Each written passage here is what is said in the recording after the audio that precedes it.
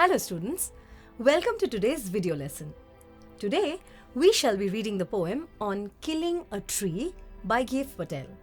This poem is a protest against deforestation, which is a very alarming problem not only in India but all over the world. Through his very vivid descriptions, the poet describes how it is absolutely impossible to kill a tree unless one uproots it completely and dries it out in the sun. The poem gives us gruesome details of how a living tree is killed, which is almost like witnessing an act of murder and violence. People are usually moved by the killing of animals, as they can express pain, but most do not pay attention to killing a tree. Before we go further into the poem, let us learn a little bit about our poet. Dev Patel was born in 1940 in Bombay. He is a 20th century Indian poet, playwright, painter, as well as a practicing doctor based out of Mumbai. He has subscribed to the Green Movement, which involves an attempt to protect the environment. His works include poems published in Mirrored Mirroring. He has also written 2 plays titled Savaska and Mr. Bahram. Let us now begin with the poem. On killing a tree, it takes much time to kill a tree. Not a simple jab of the knife will do it. It has grown slowly, consuming the earth, rising out of it, feeding upon its crust, absorbing years of sunlight, air, water, and out of his leprous hide, sprouting leaves. The poet begins with emphasizing on the strength of a tree. The killing of a tree is a time-consuming process that cannot be done with a simple jab of a knife. A tree takes years to grow, rising out of the earth's deeper layers, getting its nourishment from those strata and absorbing the air, water and light around it. Even though the bark looks sick and diseased like a leprosy patient, it gives rise to young and healthy leaves. Thus, we see how the poet describes the growth of a tree like the growth of any other animal on this earth. Let us take a look at the next stanza. So hack and chop, but this alone won't do it. Not so much pain will do it.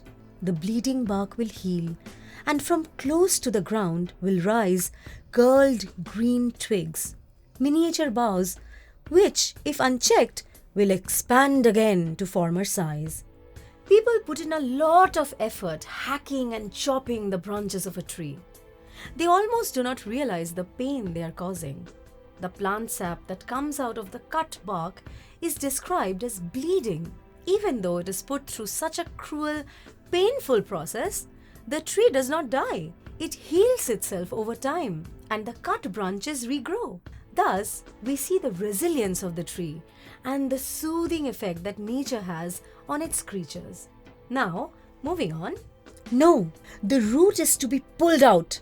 Out of the anchoring earth, it is to be roped, tied and pulled out, snapped out, or pulled out entirely out of the earth cave. And the strength of the tree exposed, the source white and wet, the most sensitive, hidden for years inside the earth. In this stanza, the poet describes man's persistence with killing the tree once and for all. Men identify the tree's weakness and aim for it. They pull out the entire root of the tree, the part that anchors the tree to the earth. The earth here is portrayed as a mother, with the earth cave symbolizing the womb of the mother or the deepest point in the earth the root was attached to like an umbilical cord. The tree is now finally made vulnerable and its strength is exposed, releasing its innermost plant sap. The last stanza.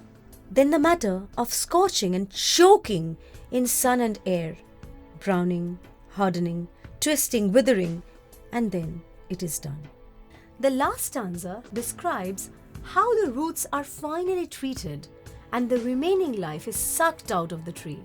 The process of slow torturing the roots of the tree once it is uprooted is described by the poet. The roots are exposed to the hard, scorching heat, deprived of any form of nourishment, leaving it completely hardened and withered.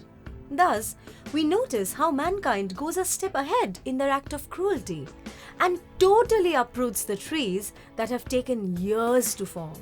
The act of deforestation is broken down in very detailed steps by the poet to emphasize on the cruelty that man inflicts on trees. That's all for today. We wish you do your bit for the environment after reading this poem. Take some inspiration and plant trees all around you and nurture them with tenderness and care. We hope you find this video lesson useful in your understanding of the poem. See you soon in our recap and question answer videos.